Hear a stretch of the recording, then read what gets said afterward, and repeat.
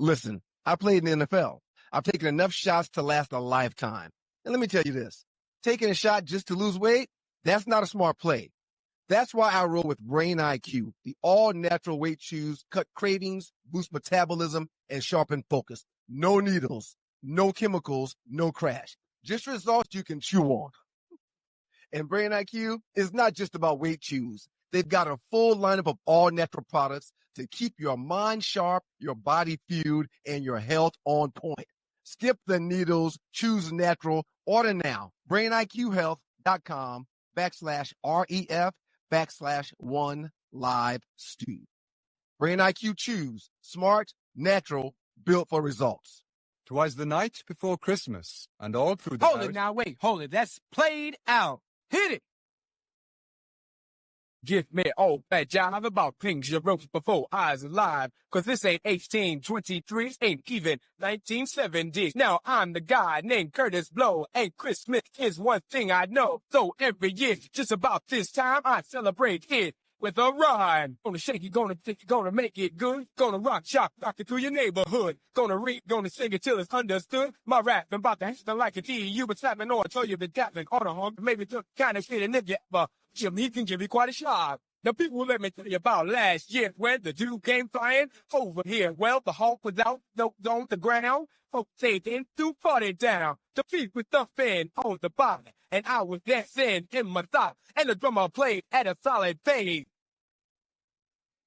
And the taste of the bass was in my face. Lay down the heavy lead. And the guy with the 88 started to anticipate, and I could sure appreciate the sound so weed. So we had a little food and a joke and a gin. He allowed shit up and get said, yo, God, it's cold now, so can you talk for a drop before you go? He said, why not? If the music hot and our chance was dashed beneath the mistletoe. So he went downstairs and forgot his skin, and he rocked the spot and danced like a pro. And every young girl tried to rock his world, but he booked the till he had to go. And before he went this fine old jet, Bob Gibbons, the way you feel, it's not clear, but you could listen clean out your ears. Sitting very close while I pop more game, 'cause my name's in the Hall of Fame. The K-U-R, the T-I-S, the first is the best, I must confess. The P-L-O and the W. I make you want to catch the Boogaloo too, not your name is Ed. Dogs and poodles, you're in the Dodger boys. Doug and Ryan Stewart, the Two Live Stews. The originators. Man, we started this whole thing, man. Two Live Stews, YouTube.com. Two Live Stews, Facebook.com. Stewart Media and Entertainment. What up to the Qs? Shouts out to all of the Stewies and the Stew X. Dogs and poodles, you know it's all about you. I mean, it's really all about you. Your boys are back. Yeah. And we've got to thank God every minute of every day. Good morning, world. It's your guys, the Two Live Stews. She's Doug, I'm Ryan. Together, we're the Two Live Stews, and this is your Two Live Stews experience. Yes! Good morning to the great Boca Bella, my classmates, my dog, my homie, John Dingle's in the building, and a battle of all battles is taking place in the Stews Fantasy Football League between myself and good morning to Rail Scott. Honorable mention goes to the great Cedric Moore. Good morning to all of them and to you, Dougie Stew. Good morning, sir. How you feeling? I'm fantastic, man. How about you? I too, man. Very interesting weekend. Very, very interesting weekend, man. Good morning, world. Shout out to the good folks at WGPR, Hot 107.5 FM HD2 in Detroit. We appreciate you, Detroit. Good morning to all of y'all, too, man. Thank you for rocking with your boys. Very eventful weekend. A lot of little interesting things happen in the world of sports and beyond. We're going to get into all of that stuff today, man. So how about you, man? How are you? I want to introduce you to somebody. I'd like you to meet Pizza. I thought you retired the damn elf on the shelf thingy. Well, I want to explain something to you, man, how kids are just so pure at heart and just so innocent. And even though Morgan knows that pizza is not a real thing, even though she's already touched him and moved him around, even though we've explained to her how this Christmas thing really works, I started moving pizza around the house again, and she loses her mind every time she sees it. Wait a minute. So you told this story, was it last Christmas? Oh, it wasn't last Christmas. It was sometime in between last Christmas and now. You said that you retired the elf on the shelf thingy. did retire the elf on the shelf, yes. And you just brought it back? Why'd you do that? I was seeing it online and on Facebook, and so many people were moving it around with their kids. Not that So you missed kids. them. You missed them. No, that's not what's going on. That's not what's going on here. That's not what's going on here. But I did want to introduce you to him. He's not back in motion, but he's been popping up from time to time. And Morgan freaks out every time she sees him because, it's neither here nor there. Okay. Where'd you get the whole Elf on the Shelf theme to move it around? Because I'd never heard of that until you started doing it.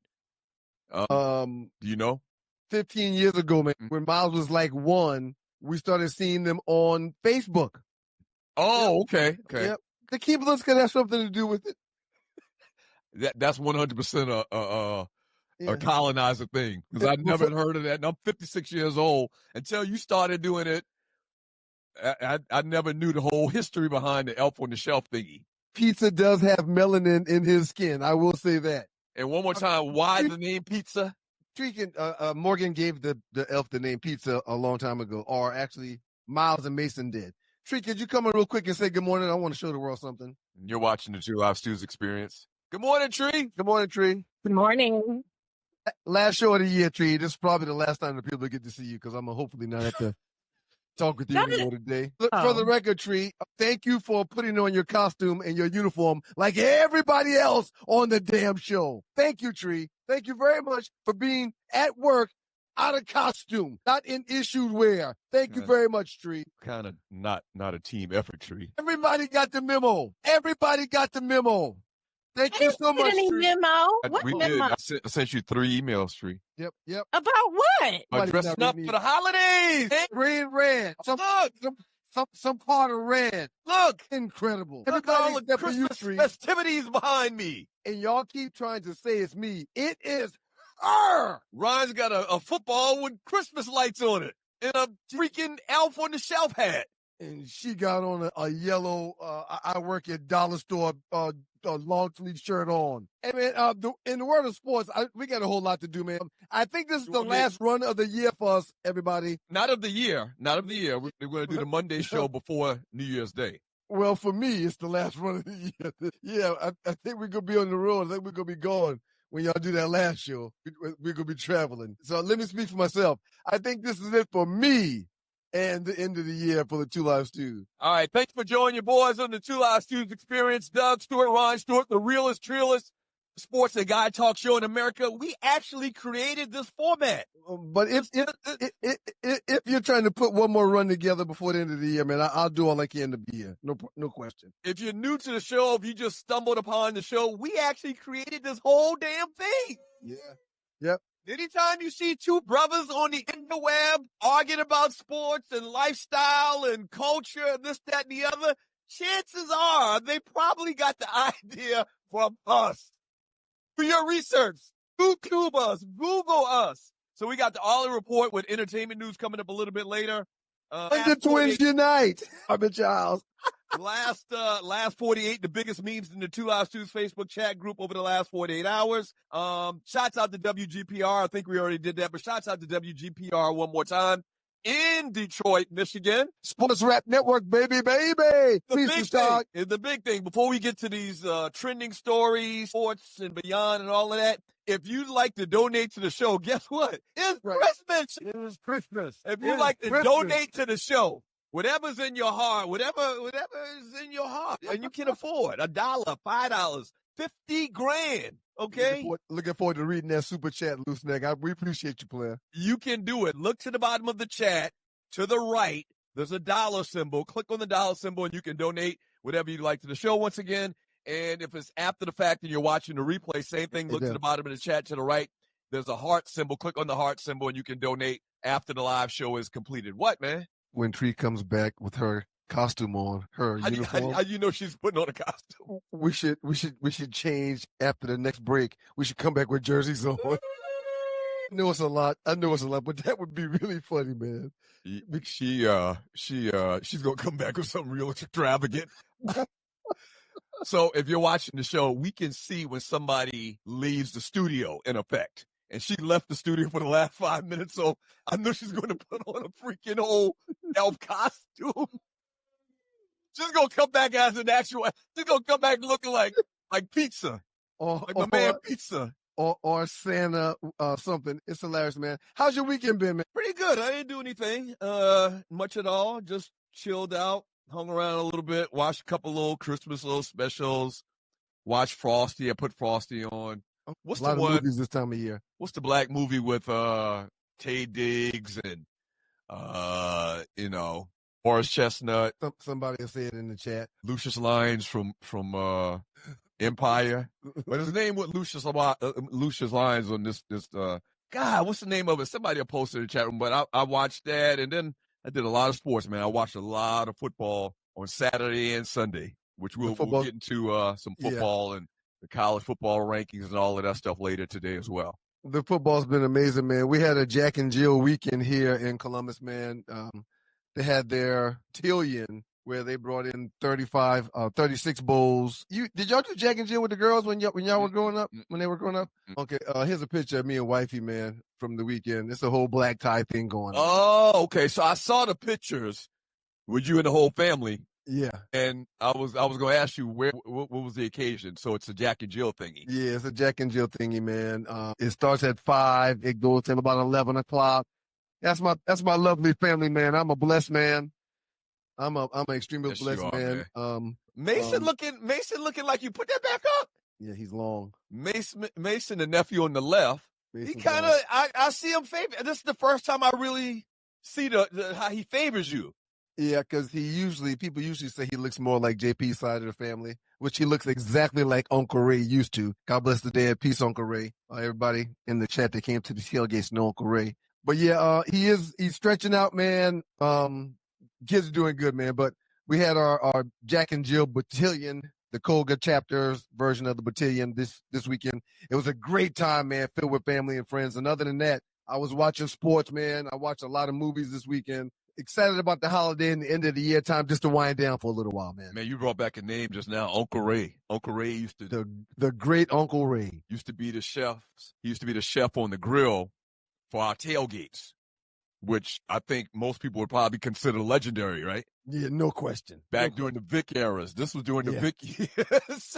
when Vic had it going on, man, and this city was on fire. A gazillion ninjas was at it was the Georgia Dome at that point. It was the Georgia Dome at that point. Right outside of Gate D in the entrance to the Georgia Dome, across the street in the parking lot. Smooth lot was on that corner. Smooth parking lot. Yeah.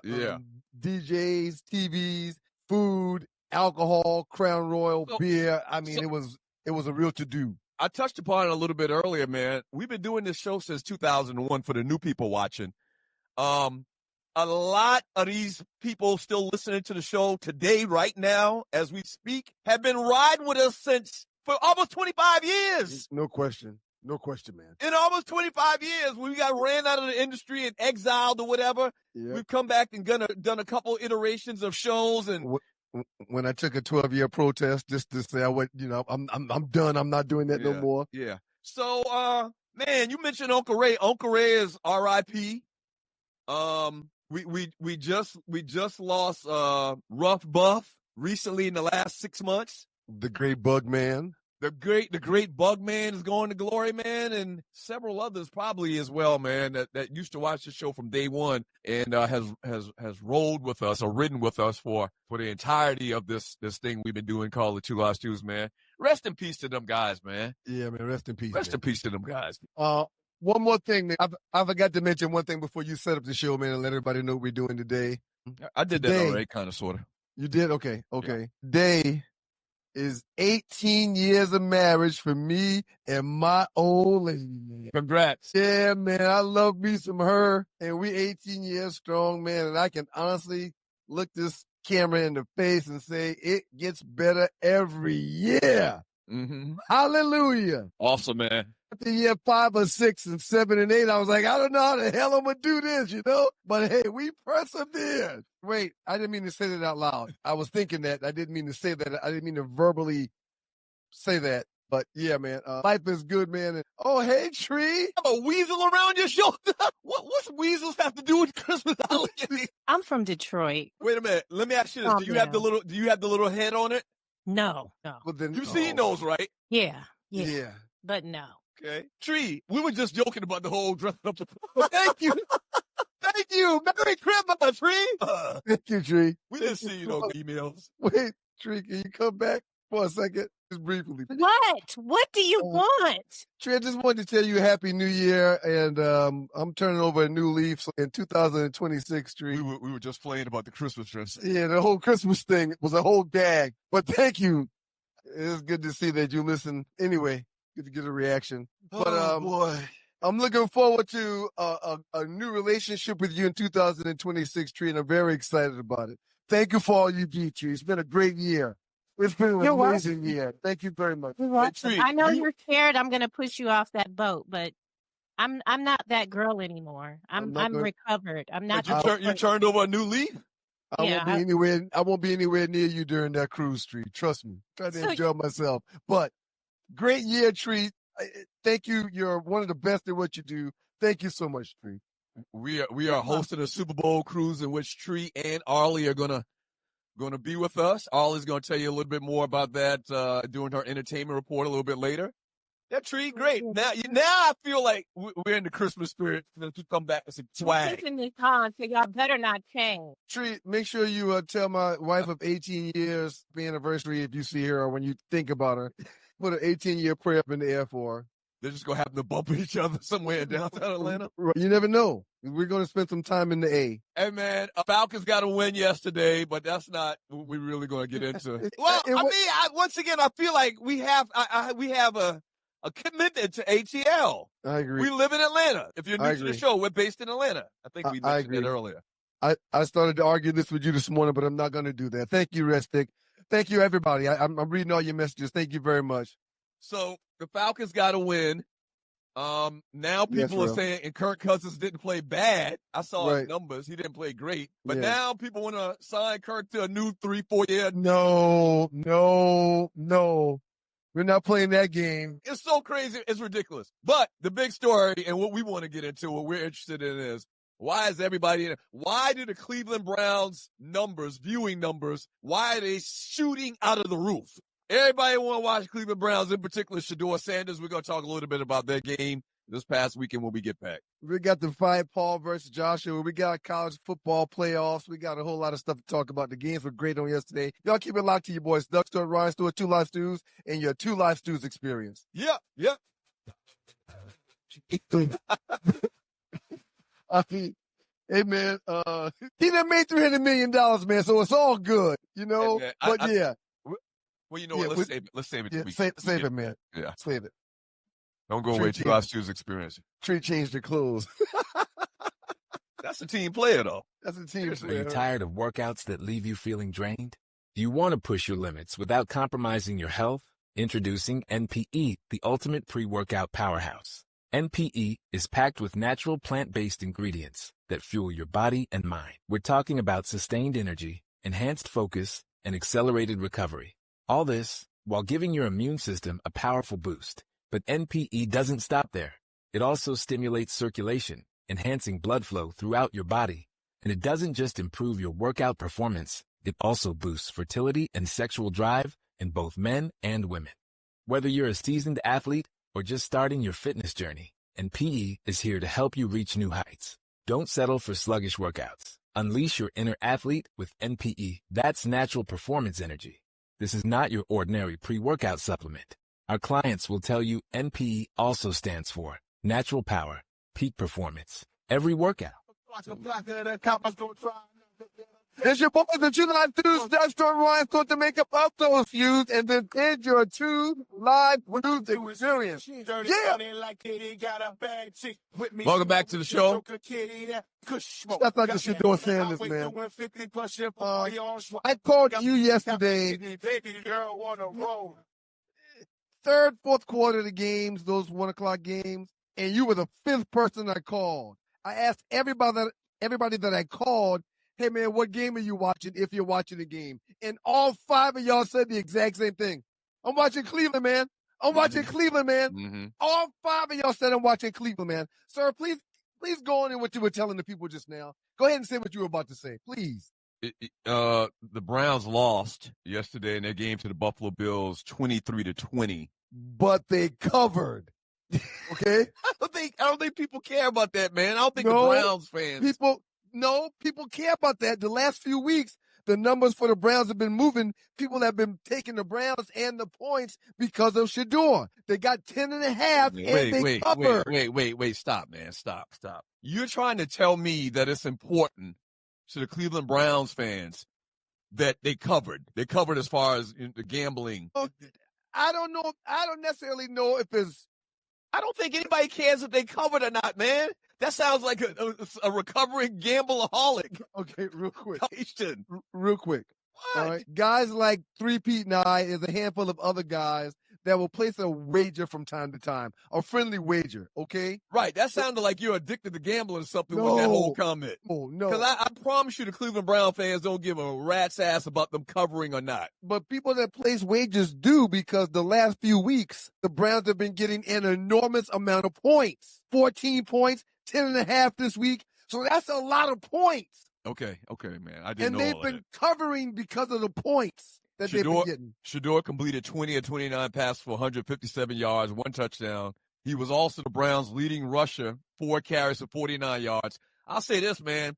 He's proven to be a little bit more athletic than I remember him in college. He got wheels. He ain't his daddy, but he gets out. He can actually run a little bit. He's a little bit more athletic than I thought coming into his rookie year. And even though he's a pocket passing quarterback, even in college, he used to move the pocket and skedaddle for first downs all the time. He doesn't prefer to run. He's a pocket passer, but he got some wheels and can move. He threw 2 interceptions, both batted balls. Thank you. They got to address that. The Bills converted those 2 interceptions to 10 points. He led the Browns to points on their opening drive in the first time in his 5 starts, with a 13-yard touchdown pass to tight end Harold Fannin Jr. But he left the game with 6:22 remaining in the second quarter and was replaced by backup Dylan Gabriel because he received some type of laceration. Someone stepped on his hand when he was on the ground. One of his teammates stepped on his hand when he was on the ground. But he's out for Shador. Okay, I'm just joking. Yeah. Do you remember when we're going to get to Shador here in a second. Do you remember, and I just thought about this. This is the first time I thought about this in probably 30 years. You remember when, I don't know why, but I was racing somebody on the track at the high school, and at the end of my lane, there was a hurdle. Yes, I remember. But I wasn't even paying attention. I had my head down, and in the last second I looked up, and I tried to jump over the hurdle, and I didn't. And I came down on my hand, and all of the meat on the palm of my hand was pulled back. Right. Went home, showed our mother, damn it, let's go to the emergency room. Oh, that was awful. But that's what it looked like with Shador's hand. It looked like the whole tip of his finger was pulled back. It was real ugly. I ran hurdles in high school. I ran the 300 hurdles and the 110 hurdles. And when you tried to jump that hurdle, were you there? I was there that day. Okay, I don't remember. And I was typically there after school. I forgot how I was getting to the high school after school, but I was there that day. Yeah. Yeah, it was just, I was racing somebody and didn't even pay attention. There was a damn hurdle in the lane. But anyway, long story short. So bottom line, man, what I took from this game and watching this entire game from play to play, is their offensive line sucks. It's terrible. And they showed a little graphic. Like 5 of the 6 starting linemen are all backups. Right. Like 5 of the 6 starting linemen that came into the year as starters for the team, for one reason or not, are out because of injury or this or that or that. And it shows, man, he literally has to get rid of the ball in 2 seconds. And I know people saying, oh, y'all just making excuses for him.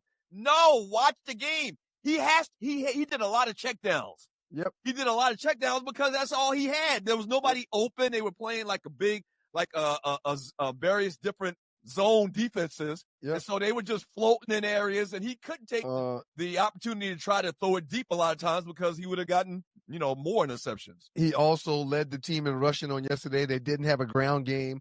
And I get it, man. People are saying, what's the excuse for Shador now? Who's going to come and jump to his defense? They were a 10.5 point underdog that had 2 balls tipped that got intercepted or if maybe that didn't happen because they did get 10 points from the tip balls and interceptions, they win the damn game outright. So I'm just saying, man, the dude is not playing bad football, and he is not working with much at all. The least of their problems, I think, in Cleveland is Shador Sanders. Yeah, I agree. The least. Yep. And Judkins goes out with what they call it, an ankle, the running back who was playing very good and has been playing pretty good this year out of Ohio State. He really I think he dislocated his ankle or something like that, man. Real bad injury. They're saying it's going to take 5 months to rehab, so he should be ready for the start of next year. But he had been playing great. He went out, and the Browns just offensively they can't protect the guy long enough for him to find an open receiver. It looks like to me. While Shadour was out, and you mentioned this, Dylan Gabriel came in there for one play, basically. On goal line. There's a whole different feeling when Shador's in that game and commanding the huddle versus Dylan Gabriel. When they're approaching the line of scrimmage after they break a huddle offensively, when Shador's breaking the huddle with the team, they look more intimidating, dare I say. And when Dylan Gabriel is leading the huddle or leading the team out of the huddle, they look inferior. They look like it might even be like a college team. Right. His presence back there as a player is much different than Dylan Gabriel, man. He's going to have a bright future, and I'm looking forward to seeing that one day. Okay, so that's what I was going to ask you. Yeah, oh yeah. So,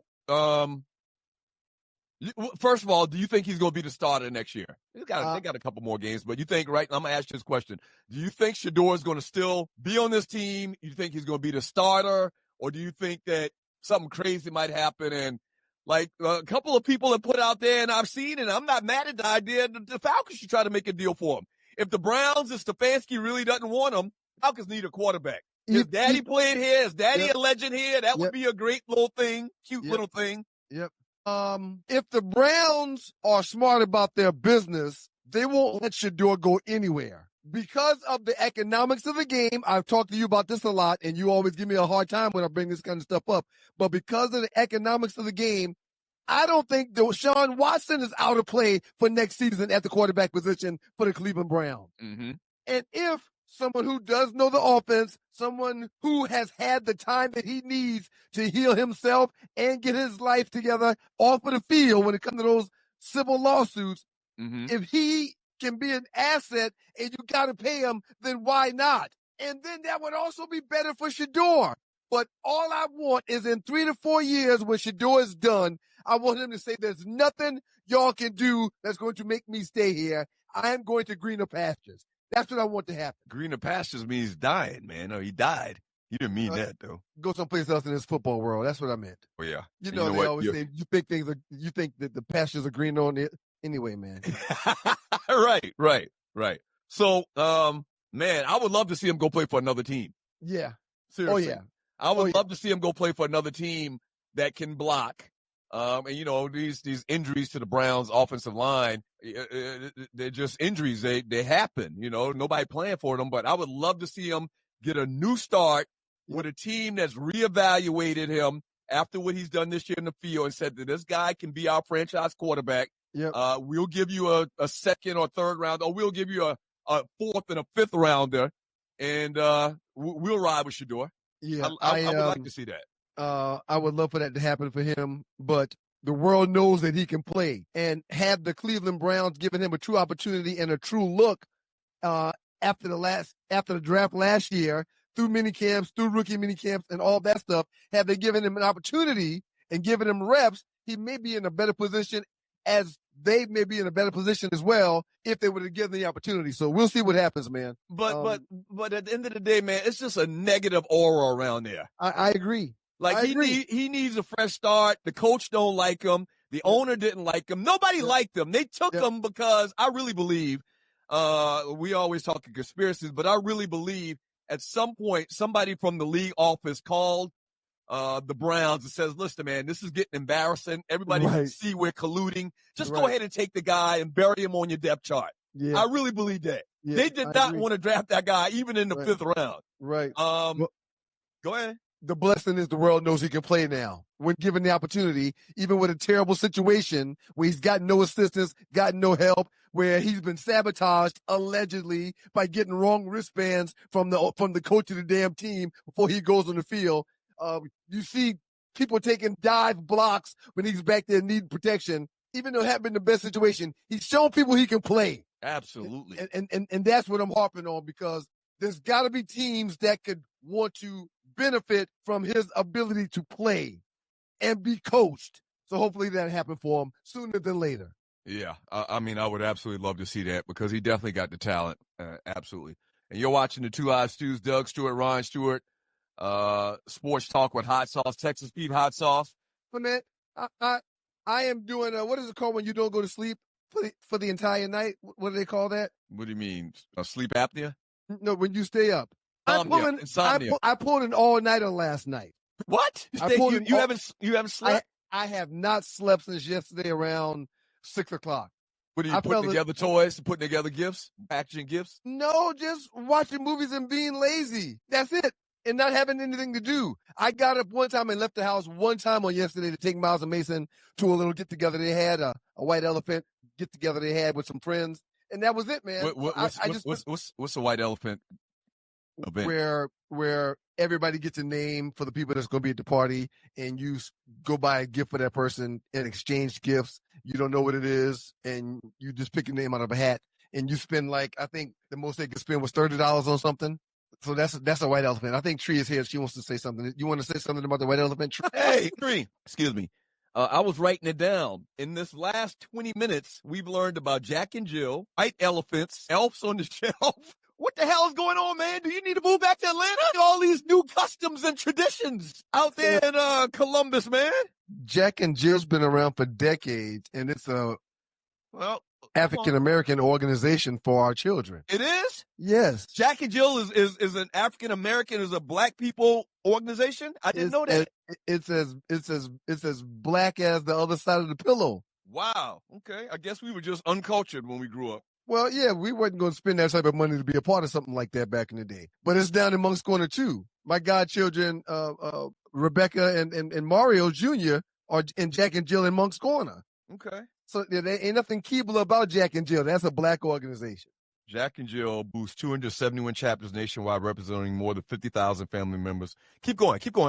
Yeah. Well, no, and this past weekend was our battalion. Are you for real, Douglas? Come on. You know about Jack and Jill. No, I didn't. Not until Ryan got into it. His kids into it. I never heard of Jack and Jill. Yeah, but even when he got his children into it, you thought it was a Keebler organization? Yes, absolutely. No. I need you to go outside just a little bit more. When you worked in the office, did you not participate in any of the activities? Because the white elephant has been around. I never heard of a white elephant in my life. Yeah, these things aren't new, sir. You just don't pay attention to things you don't have interest in. But these things aren't new. That's largely true. So yeah, when did you first hear this? And I'm sorry, go back to the white elephant. Explain the white elephant for me again. What is that? It's people in the workplace or people in different organizations have holiday get-togethers, and they do a white elephant party where you bring a gift for someone. What's the white elephant have to do?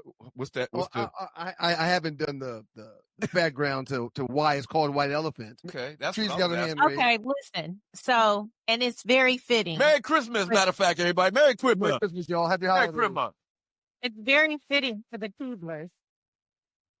So, you basically with the white elephant, you can take, if I get Ryan a gift, and then and Ryan picks my gift, and then you want what is in here, you can, when it's your turn to pull, you can take it from me. What's the and significance a lot of of the name white elephant, though? Well, stealing. I don't know what the significance is. Okay. I just know how to play the game. And so if you are last to draw, you are in the top spot, because typically you can see the gifts. They're not closed. You can see what Ryan got, what Arlie got, what whoever got. And if I want it, and you get to pick what you want. Right. You can take that. Right. Yeah. Okay. All right. I guess it's just ignorance, to be honest with you. I mean, your ignorance for not knowing? Yeah, my ignorance. Oh, okay. Yeah. Well, I'm thinking about it. A lot of stuff, like, we're from a real small town. Okay. And if you don't travel, if you don't go, you don't know that the rest of the world's out there. You don't know a lot of these things. I never heard of the term white elephant and Jack and Jill's, what do you call it? Jocks and Jill? Jack and Jill. Jack and Jill's. So until I went to college, okay, and I didn't even know this until I got to South Carolina State.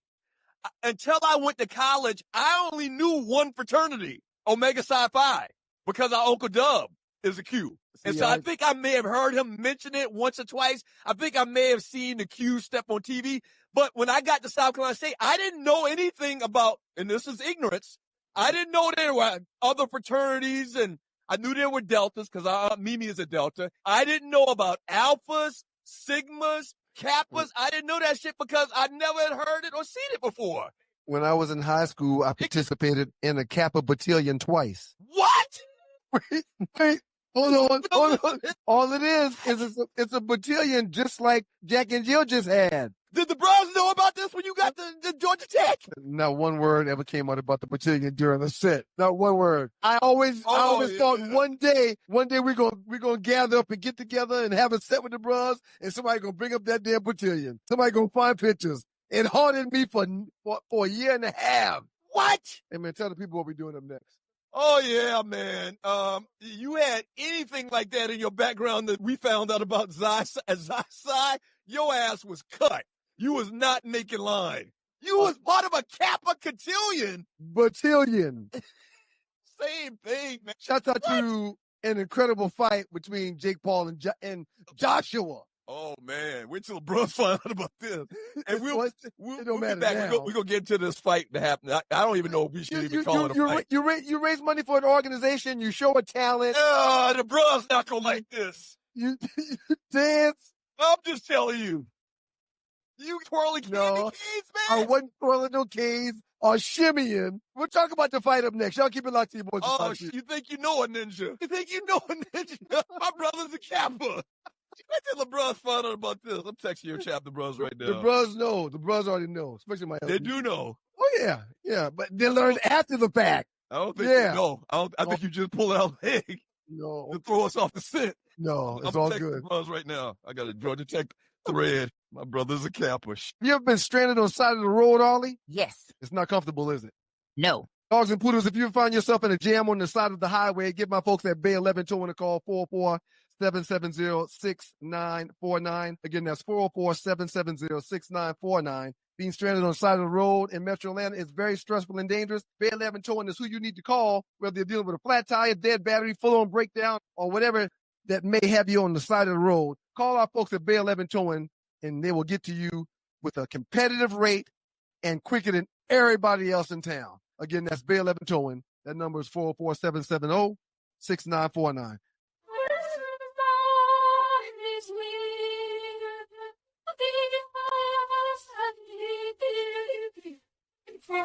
Merry Christmas, everybody. Happy New Year. Happy holidays. The whole nine. Good morning, Christmas. Stop playing these goddamn songs. Man, I wish you would have kept this to yourself, man. No, this is something. No, I I'm 56 years old and I'm just finding out my brother's really cute. Yeah. He's a goddamn Kappa. There's some cultural differences in you and I, man. You know, you just don't pay attention to stuff like that. You don't travel. You don't care about other cultures and other things outside of your own spectrum. And I'm well versed. I've done different things. I'm eager to see the world. Feeling the fact that you're part of two different fraternities. Right. It's cultural. It's worldly. There's only one fraternity, but I was in the Kappa Battalion when I was in high school. No question. And speaking of traveling, the minute you can tell me what makes, I don't know, Europe better than Myrtle Beach, then I'll listen. It's just different. It's just different. Just like Monk's Corner is different from Greenville, and Greenville is different from Beaufort, and Beaufort is different from Atlanta. It's just different. That's all. Yeah. Tree, flash that number 2 story, trending story, and you're watching the Two Live Stews Experience. Doug Stewart, Ryan Stewart. So Anthony Joshua defeated Jake Paul by a 6-round knockout in their heavyweight match this past Friday night. Hey man, I want to tell you something, man. Go ahead. Go ahead. Everybody, I'm pretty sure everybody saw the fight because Netflix is free or it's free well, if you you pay have for Netflix. it. Right. You pay for it. Everybody has Netflix pretty much. I enjoyed seeing the fear in Jake Paul's face because he walks around town with his chest stuck out like he's done something or like he's a real champion in the world of boxing. And he is not. Right. I watched John Cena's last match in wrestling 2 weeks ago with Miles. I've talked about it on this platform. And that's what Jake Paul has done to boxing. Yeah. So to see him in the ring with someone that had no intentions on letting him win or letting him punch them, to see him in the ring with someone where before they threw a punch, he would cringe like this, it brought my heart extensive joy. He was taken to the hospital. He received a broken jaw. And I'm pretty sure he received the broken jaw by the knockout punch, just like Mike Tyson's punch out. After that punch, the fight was over, and I think that was the actual punch that broke his jaw. Sir, his jaw is broken in 2 places, if what I'm reading is true. What? How can that be possible? His jaw is broken in 2 different places. Wow. Yeah, so not only did he get a broken jaw, but it's broken in 2 places to the point where he may never be able to fight again. Now, word on the street is that they split $180-something million. God dang. The auditorium was packed. Arena, or whatever you want to call it, it was packed. These people are watching a guy that has no more boxing skills than me and you. I agree. I mean, it's really a sad state of affairs, man, that a guy with no boxing history at all, outside of doing it and creating some type of marketing campaign that he can go in there and fight real fighters. You mentioned Mike Tyson punch out a little while ago. Sir, you remember Glass Joe, the first guy you fought in Mike Tyson punch out? Glass Joe, absolutely. Okay. That's who Jake Paul officially is right now because one broke his jaw in 2 different spots. I was just happy to see it, man. And the first 5 rounds, Joshua really wasn't trying to, he wasn't trying to really like finish the fight to me. Maybe in the contract, it was written where he had to act that way until, after the 5th round. Joshua was laughing a couple times. They got these still pictures of him laughing. Right. Like the whole was a joke. Like, I do this for real. I can't wait till my contract says I can whoop this dude's behind. Yeah, I guarantee that's what it was. He couldn't be him. He couldn't be himself until after the 5th round. Because when he started lighting into Jake Paul, you saw the fear in Jake Paul's eyes. Like, I don't want to take no more of this.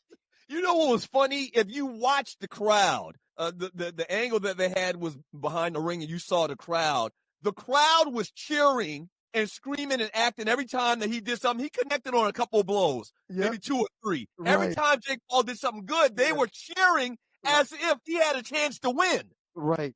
They were acting as if he was really in this fight, that he came into this fight with a chance to win, which is crazy. Right. But he's won to this point. Everybody has, again, I mentioned John Cena in his last match where he tapped out, by the way, something that blew my mind. But to this point, every fight that he's had, for the most part, he's been in total control of. That wasn't Mike Tyson in the ring with him. But this is the first time he's fought a real boxer that's not retired, crippled. Like Joshua is still a contender in heavyweight boxing. A contender. The very first time. Everybody else has been somebody from WWE, a wrestler or a Ultimate Fighter, a UFC fighter, or something like that. But they've not been a actual professional boxer. And look what happens when you do fight a real guy. They say Paul used movement to survive the early rounds. Yeah, because it was understood that Joshua wasn't going to whoop his tail until after that 5th round. So I posted something that Great White Hopes are owing like 400 and something to nothing. Go ahead. You got to watch the Dave Chappelle special. He talks about Great White Hopes. He talks about Great White Hopes. He talks about Jack Johnson. He ties it into the FBI. He ties it into all. You've got. So we're going to talk more about Dave Chappelle in the new special a little bit later. You've got to watch it. So I'm pretty sure Great White Hopes aren't 0-300 something or whatever to nothing in boxing history. No, they've won. They've won their share of fights. No, the point I was trying to make, and every time you bring up a Great White Hope, every time they bring up Rocky Marciano. Everybody bring up Rocky Marciano. Suppose my research reveals that the Great White Hopes are now 0-783 in the history of boxing against brothers. Just give it up. So a little bit more explanation. I'm talking about white heavyweight boxers. Right. There's been several European boxers over the years, and well, they both white. I think that when people talk about Black Americans, they're not really talking about Africans. Even though we still have the same skin color. Yep. My point is that you can look down the history of boxing. You can look at Tommy Morrison. You can look at Did you say Rocky Marciano? Well, I didn't say Rocky Marciano because he was Italian. He was Italian.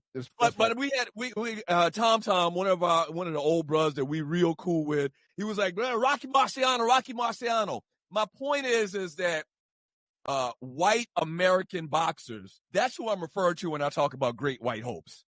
Okay, those guys come around every once in a while, and you'll get crowds and fans that follow them and hope for them to win, and they never win. They always get their ass kicked. Right. They always get their ass kicked, man. I'm not talking about the Klitschko brothers. I'm not talking about Tyson Fury. Right. I'm not talking about Calzaghe, who was very good. All of those guys are like European fighters. They're not American-born colonizers. Tommy Morrison. Yeah. Max Baer.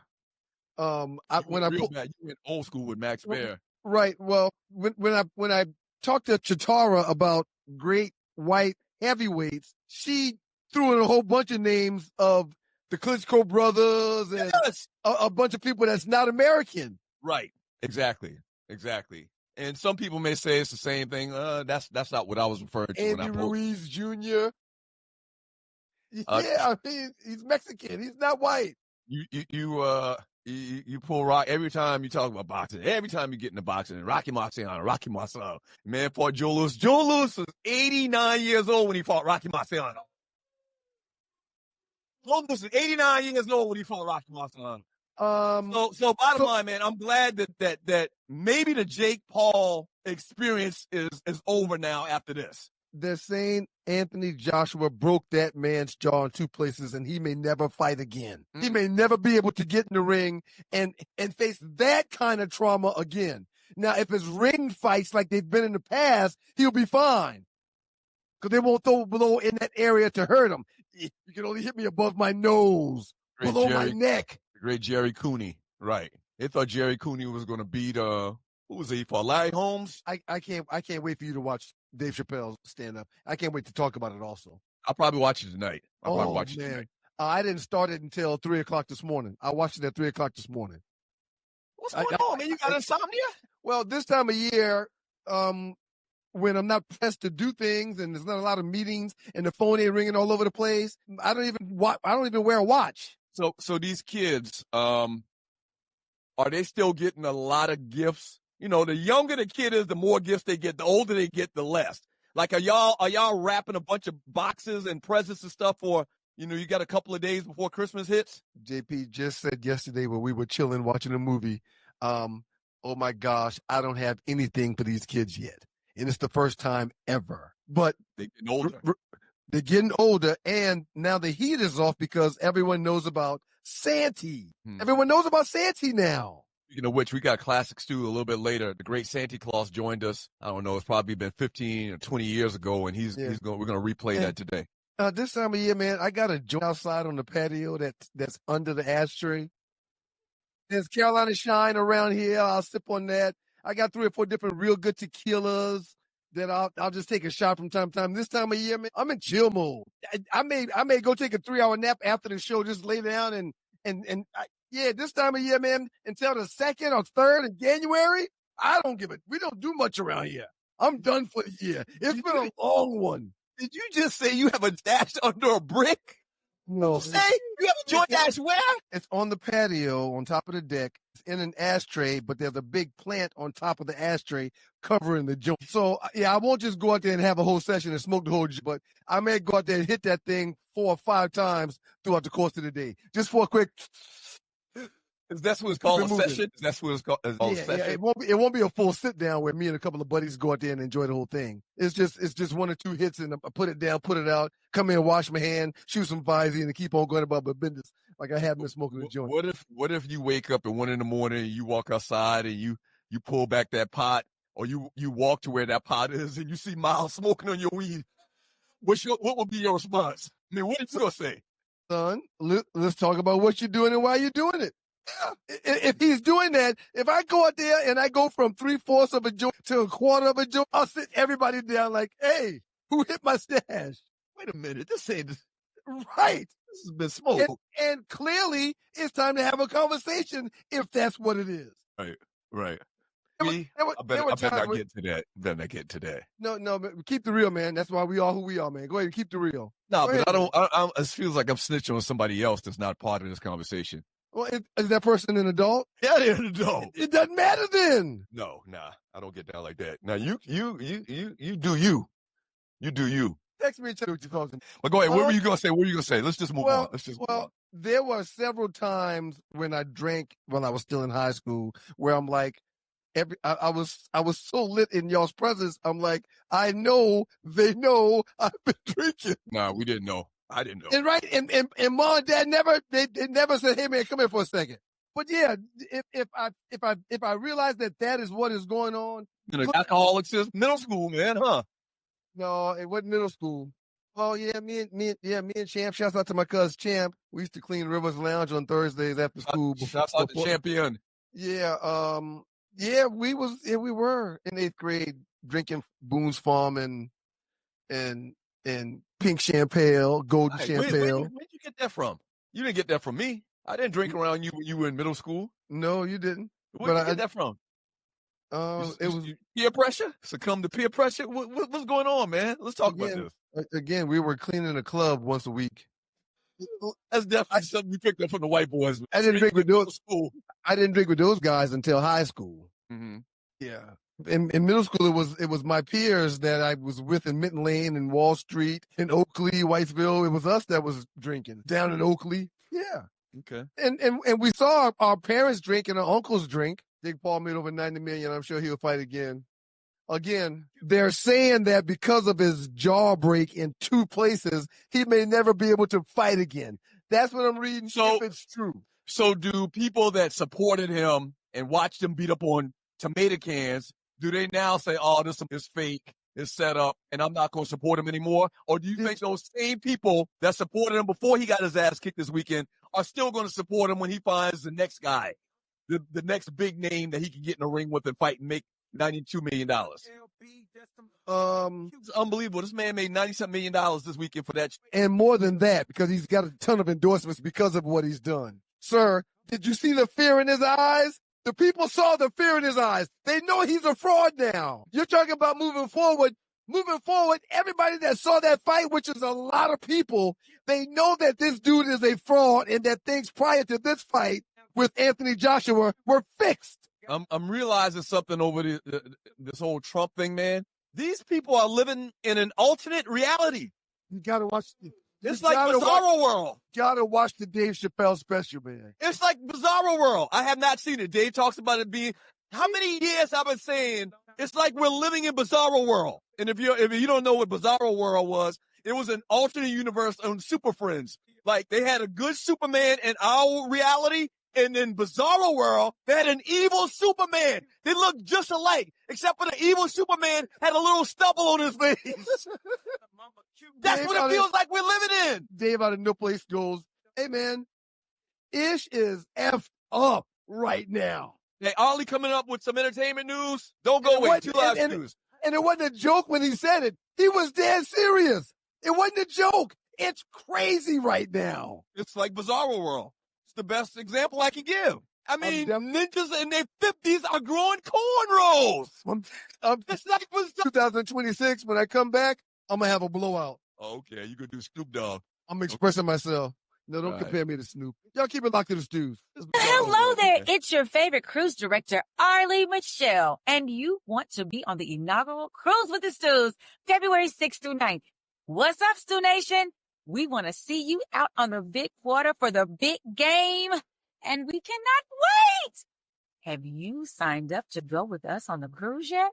If you haven't, there is still time. We want to see everybody's face in the place. We're going to be celebrating from Miami to Nassau, Bahamas, and back. You want to be in the place.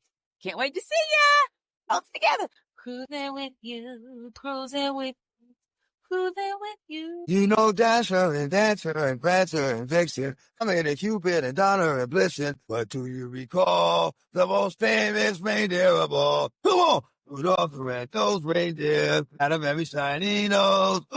And if you ever saw him, you would even say it close. Come on, come on! All of the other reindeer used to laugh and call them names. They never let go. One time to the great DMX. Rest in Good morning, peace. the Two Live Stews. Doug Stewart Ryan's going to make up those shoes. And this is your Two Live Stews experience. We're now joined by Arlie World. Good morning, Arlie. You're Arlie World now? It's this morning. Good morning, Christmas. Merry Christmas, Arlie. And I've said Good Arlie World, morning. I said Arlie World for a while now, Arlie. That's not new. I've never heard you say that. I always hear Doug say it. Arlie Village, Arlie. No, I say world, but okay. Good morning. How was your weekend, Arlie? Lord, I feel like this lady that does these videos, like this, she always starts off with right off the rip. And then she goes, this place is so ghetto. That's what I feel like today. You having confession central over here. Ryan just confessing he a Kappa. Doug don't know what a white elephant is and why is white.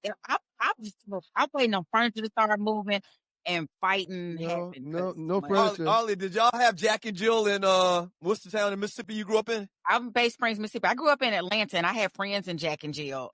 My parents weren't bougie enough to be invited to Jack and Jill. Meanwhile, my daddy is a minister and my mama is a whole doctor and we weren't invited. So, you know, they don't want the elite. They just Maybe want the that's why I regular didn't hear of people. it. Did you know that Ryan actually is a Kappa underneath all of his I did. This is a shock to me because now, and it's what's so funny is Ryan was on some, I would never tell because I knew it would have been messed up and somebody gonna pop out some pictures. And then all of a sudden, I mean, it is what it is. I was there. Black man, they can't take Omega from him now. I guess he done stepped and hopped and. I was about to Not say, some type of program where they can take your back. I know both of y'all, and I'm the livest, bro. Both of you know. You wish. Yeah, that's all good. My son alive is Q. And who wrote his letter? Again, I'm one of the livest. Y'all know it is what it is. It is what it is. I'm one of the livest brothers y'all know. Go to the timeline of this, man. So we're not going to step on all these. By We're the not going to way, step on I have on the outfit y'all mentioned in the email. Before you get to your report of birthdays and talk about the cruise, thank you for not being difficult and just following instructions, Ollie. We appreciate it. But let me tell y'all for real, what's funny is I turned on to listen to y'all before I come actually back here. And I heard y'all saying, you didn't see the memo. I sent it 3 times. I was like, oh crap. How did I miss the memo? Jesus Christ, that damn Doug sent it when I was asleep. There was no memo. We just effing with you. I know. Then I heard y'all mess with it. That wasn't very nice. Raccoon on the end or whatever was on the end. That's funny because they do have that on the little. The raccoon is a weasel, and they do have little heads on those things. Is it a For the weasel? most part, yes. Our grandmother, you may not remember because I was very small. Our grandmother had one of those. It's called a stall, right? It's called a stall, right? A shawl. It's a shawl. Stole. Stole. Yeah, It's called stole. The wraparound thing. But I'll never forget, man. She got one of those. Our grandmother got one. Our grandmother Stewart. She got one of those for Christmas or something from all of the kids together, and it had that little weasel face on it, man. I was scared of that thing. I'll never forget that, man. I'm like 6, 7 years old, and I'm scared of this thing, man. I'm thinking that thing gonna jump off and bite me. Yep. You want to go pet it, but you're scared. They're like, come, you can touch it. No, it was very scary looking. The whole head. The whole head, weasel head. And that was like a thing. You was famous. Jingle bells, everybody. Ollie, Merry Christmas. Merry Christmas. Doug, I didn't see you at church yesterday. I looked in the audience. I just kept looking. 8, 10, and 12. I didn't see you. Yeah, I didn't make it yesterday. See, I come. Let's keep it real. Let's keep it real. I made it last week, so I'm good for probably 6 months. Right? Am I good for 6 months? Because it's rough around this world right now. You got to do it. Yeah. You got to get a look. Yeah. And speaking of confessions, I hadn't done that in a while either because of soccer. I don't know when the last time I was at church. I got to get myself yourself together. Get yourself together, man. I'm Dikembe Mutombo. No. Oh, okay, we've held you enough, Lord. Shout out to the good folks at WGPR, Hot 107.5 FM HD2 in Detroit. Happy holidays, y'all. Let's Happy get to your point, Arlie. We've taken too much of your time, Arlie. Let's go. For those that are new to the show and that hear this every week, we're letting you know the Two Live Stews are going on a cruise, and it's going to be a blast, a stone cold blast, honey. Stone Cold Groove. Stone Cold Groove. Thank you so much, Kappa Man. So we are sailing from from Miami. We can't do it from Atlanta. I wish we could sail from Atlanta. Wouldn't that be great? You would really take that cruise every week. But we're leaving from Miami to the beautiful Nassau, Bahamas, with a stop in having a perfect day in Coco Cay. Then we're going to all come back and watch your favorite team or somebody team that played in the NFL, because I'm telling y'all, it's a toss-up. Last night, them Falcons, what the hell, crazy games this weekend. Bunch of crazy games. Just crazy. From Thursday night on. But we're all watching games. I'm going to have my Michael Vick jersey on, because that's what me and my dad and my brother were last night. We're just watching them run up and down the field at this point. That's all. Right. Just your turn. And so, yeah, come join us. If there's still room on the cruise, reach out to me, or you can reach out to me to see if there's still cabins available or staterooms available. I am at sme.arleywood. Then you get in the morning, not World, not anyplace else, just Wood at gmail.com. So check us out. We can do a quick check to see if you're interested. I have not checked my emails. If you sent something to me, my apologies. I'm cruised out already, but we're going to make it happen. Yeah. So the inaugural Two Live Stews Super Bowl cruise gonna be Orca Big. Hit Ollie up. Not out of Atlanta. Not out of Atlanta. We're gonna have to fly to Miami. That's on you. Or you can drive to Miami if you like. Yeah. Yep. We're gonna get to Miami, and then I'm gonna hang around and see my nephew, because I have a nephew, y'all, that we need to discuss one day, playing for University of Miami. He just got a cool 30 points as a true freshman. It hadn't happened since like 20. Wait a minute. Number 10 is your cousin? Number 7 on basketball. Oh, you talking basketball? Okay. Oh yeah, no, not football. No. I thought you was talking about what's old boy name? We talked about him all weekend long. But go ahead, Ollie. Anyway, find his name. I don't know. I don't pay attention. But yeah, shout out to Shelton Henderson. Anyway, first up, and I've been determined we're gonna get a birthday song. Doug had to tell me his favorite rap song, and we're gonna turn it into a birthday song for the Two Live Stews. So what you got for birthday? Happy birthday to ya. Happy birthday to ya. Happy birthday. Happy birthday to you. To all the dogs and poodles out there who are celebrating birthdays in the month of December, to those who have anniversaries, shout out to you and JP, Ryan, on your happy anniversary. Happy anniversary. Kobe George, Doug. That's the number 10's name. Kobe George. Yeah, he balled Happy out. anniversary, y'all. Thank you very much. He's been balling out all year. 18 years strong. 18 years strong. And longer than that, because y'all dated for like 10 years before that, right? 28 years strong, almost 30 years. I never look at it like that, Arlie. You've been with her longer than you've been with her more than half your life. That's the truth. That's the truth. That's a blessing. And you get to, till death do you part. I used to say when I was getting divorced, I used to say, I got to kill him. My mom was like, wait a minute, what is going on? Yo, no killing over here. They knew something was wrong when I was like, so till death do me part. Let's see, how do I get out of this? Anyway, so we have birthdays. We want to send a beautiful birthday, and she's still fine. We know her as Thelma, but her real name is Bernadette. Then you got it's not Bernadette, it's Bernadette Stannis. It's 72 years old. Damn, Thelma. Thelma is 72, y'all. She still look good. Still got some hips, and she rocking them. The great Popo. Thelma. Happy birthday to Bernadette Stannis. Maybe one of my first crushes. TV crushes. A lot of people love Thelma. She her do her little dance. And then we have innovative rapper Uncle Luke. Happy birthday to Uncle Luke. Hi today. Still got a lot to say. Down there doing a lot of big things in Miami. He's coaching. He's running office. He's doing all kind of stuff. Singer and actress Jordan Sparks is 36. Who we know as Lotto. 27. That girl's just I remember when she was mulatto under Jermaine Dupri, and now she just rich. She big lotto. Wait a minute. Her name was Mulatto originally? Her original, if you look it up, she used to be the little girl that had that when Jermaine Dupri had this reality show where he was gonna make a rapper, make her like a kid star or something, and she was on there and looks totally.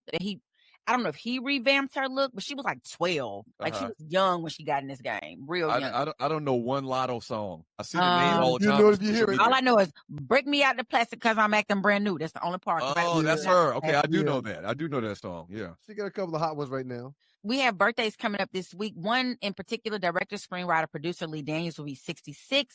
And I got two personal liberties I like to take. Last week, I missed my little cousin, Whitney Newell. I don't know how old she turned because she's fabulous and fine, but she is like one of my favorite little cousins down in Mississippi. Happy birthday, Brittany. Happy birthday, Brittany from the stew.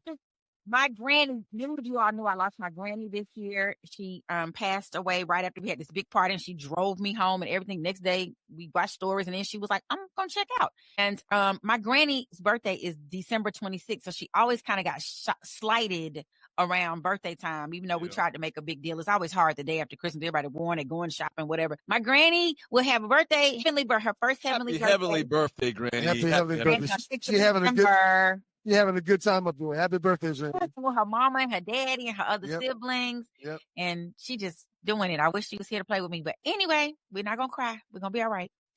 So first up, I don't know if Tree wants, I didn't read to see if Tree was able to play some of this stuff. Y'all, Nicki Minaj. Yeah, get me up to date on this story. I keep seeing the headline. Nicki Minaj is converted. She's now rocking with Trump. Yeah, tell me the whole story. I have the utmost respect and admiration, our president. I don't know if he even knows this, but he's given so many people hope that there's a chance to beat the bad guys and to win and to do it with your head held high and integrity intact. He's from Queens, New York, like me. For me personally or feeling times in your life, you think that you're never going to come back from it. But you do. And our president shows that. He's been through every single thing a person could be through publicly. This administration is full of people with heart and soul. And they make me proud of them. About 10 seconds in, I was like, that's enough. About 10 seconds in, I was like, that's enough. Oh my God. So I've never been a fan of hers anyway. I love her. I love her skills. She can rhyme her ass off, but yeah, I'm done with her now. Don't take a lot from me. It don't take a lot for me either. I told my dad and my brother and my mama the other night, we were talking about something totally different. I'm the colonizers. I don't trust the colonizers unless you prove otherwise. I don't go in with that whole motto like, you got to believe everybody and trust them until they show you different. Right. Show me first. Right. Absolutely. How many times you got to stab me in the back or pat me in the back to find a way to put a soft dagger away? No, for over 400 years. I mean, come in. It's almost like, hey, little girl, you want some candy? And next thing you know, right, that's them. That's they. We'll read about it when we do the super chatters here shortly. But loose niggas, right? She got something she wants from the president. She wants her husband pardoned. You know, yes. he is a registered sex offender. Served time for we don't say the word, but sexually assaulting a 16-year-old who then Nicki Minaj went and just harassed, had her barbs harassing, had all that stuff. The girl was 16 years old when she was attacked by the man. He served 4 years in prison for that. Then he turned around and he had to serve another 7, or I might have it backwards, for a lesser charge. He was really murder, but they gave him manslaughter and he served 7. So totally he's been in prison 11 years. And so she's probably looking for, and it's a federal charge when you don't register as a sex offender. When you move from place to place, you always have to register. When he moved out to California with her, he did not register. So it made him it was a federal charge. Trump can pardon federal charges. Yep. So that's exactly what it is. She's on this whole Nigerian Christians being persecuted. She just talking out the side of her neck. And I just don't know that somebody said it under the caption, like, Chrisette Michele didn't survive it. She just didn't. And Chrisette Michele can sing. I've seen her live. That girl can sing. But when she did the Trump ball that year to make whatever they pay you for that, everybody was like, we cutting you off. And I wish we could do that. we just need to let her go on over there with it. Like we gave them Stacey Dash. Y'all got to take her. Yep. Right, take her. Yep. Right. Yeah. Have her. Y'all can officially take Nicki Minaj and take Snoop Dogg's ass too. Yep. Just going over there with them. And I know y'all, it's the power and the fun, but if you want to be on the wrong side of history, when all this shakes out, excuse my French, have at it. I don't know what Nicki Minaj. There's going to be a wrong side of history to this. No question. It's going to be, and I don't understand why those people don't think that's the case, that that's not going to actually happen. That's going to happen. All of these, you look at all of those films back from the 60s and all those people protesting civil rights and protesting equality, and their grandkids right now are ashamed to talk about their grandmama and them that picketed black people going to and integrating this college or this high school or whatever. They're embarrassed now. Ollie, did you watch the Dave Chappelle special on Netflix? I didn't even know there was I saw somebody talking about Dave Chappelle, so I should have known there was something out. I know somebody was like, they don't care what they say about anybody. That man is the GOAT. He is a masterful crafter of a story. And speaking of which, y'all see Tip is coming out with his Tip, the comedian, December 24th. I have the his trailer for us to watch, but it's a little long, so I don't think we'll be able to see it in the time that we have. But Tip is coming out. So go to his page, go type in Tip Harris, comedian. It looks like it's going to be kind of good. It's not Dave Chappelle, storyteller, or but I thought this whole T.I. comedian thing was a gag. No, he got like a check April behind Fools. Like April Fools. He got a check behind it, sir. Can he? Is he funny?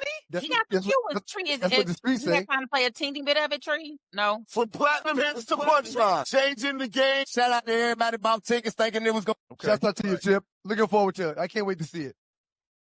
You're on mute, Ollie. You're on mute. Unmute your mic, Ollie. Unmute your mic. I got you. There you go. Well, no, you didn't. There you go. Oh, Ollie. Ollie's stuck in here, Ollie. It won't let me do it. It won't let me do it either. All right. What the hell's going on with this damn stream? Okay. Listen, I don't be touching buttons because I know that's a problem out there in the right here.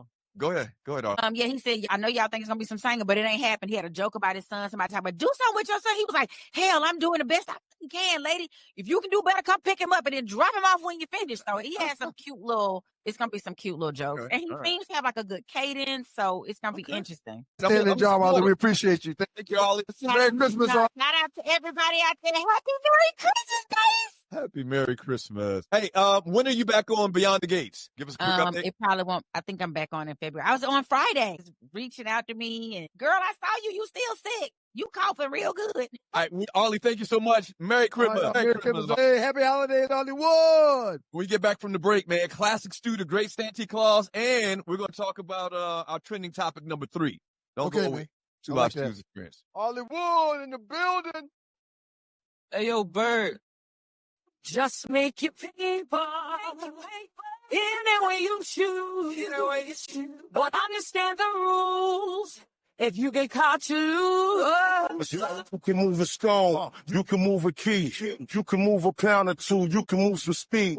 You can move some X. You can move some shroom tea. You can move anything you get your hands on. Jesus, you can move some Hario. Oh, here we go. Oh, there they go. Oh, here we go. It's your boys, the Two Live Stews, Dustin and Ryan, so what to make up of those stews. This is your Two Live Stews experience. Happy holidays, everybody. Check out our GPR Hot 107.5 HD2 FM in Detroit, the Sports Rap Networks in the building. Yeah, check out our homeboy PB Shine, a.k.a. BMX. You hear him in the background, Fire Track. Check him out on Spotify Music, Apple Music. Once again, We Shine. Yes. A.k.a. BMX. B as in boy, not D. B as in boy, BMX. Spotify and Apple Music. Welcome back to the show. There it goes right there. College football playoffs first round conclude, sir. First round of the expanded college football playoffs took place with Miami, Alabama, Oregon, and Ole Miss advancing to the quarterfinals. Miami's defense dominated Texas A&M, while Alabama staged a significant comeback. Go ahead.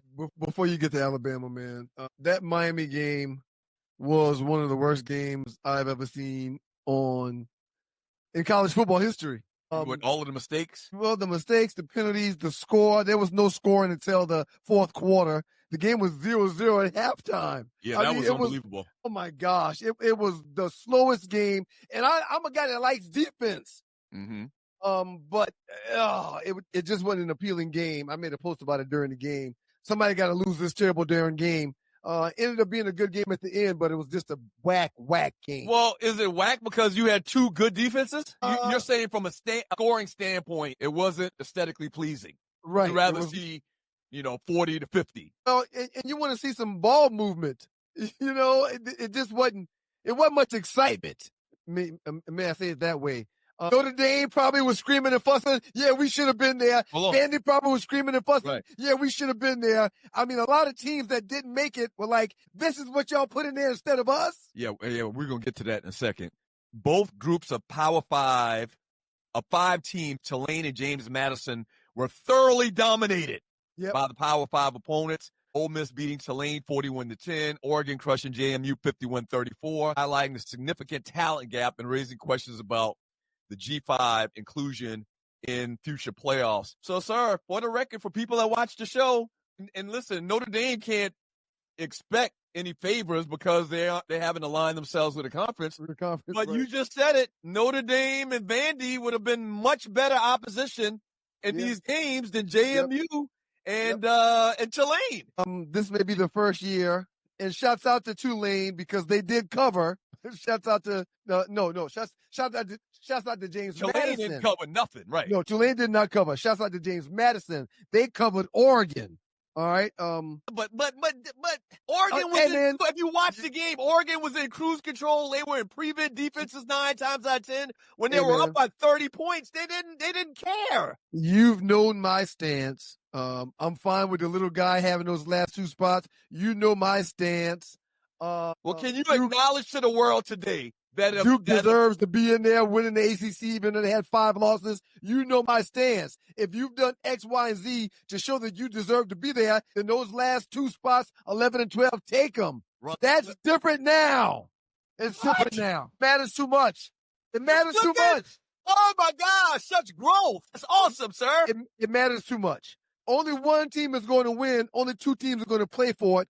But team 11 and 12 deserve to have a fighter's chance. Tulane and JMU did not have a fighter's chance this past weekend. Okay, let's stop for a second. You're watching the Two Live Stews experience. What didn't you understand about my argument before? It's not that JMU and Tulane aren't good football teams, but they have a different level of talent than the Power 4 schools. Sir, that's what's made the decision for me. I've always been one to say that everybody's got talent. If you got a player here and a player there, well, now guess what? Everybody's got some kind of money. Everybody's paying for somebody to be there. And the guys that Tulane and JMU paid to be there got mollywopped for a reason. So those 2 spots should go to a Notre Dame that can compete to be one of the final 2 teams standing. The way Vandy played in the SEC, they deserve a chance to compete to be one of the last 2 teams standing. We got to get the classic stew here in a second, the great Santa Claus. We got to get to that in a second.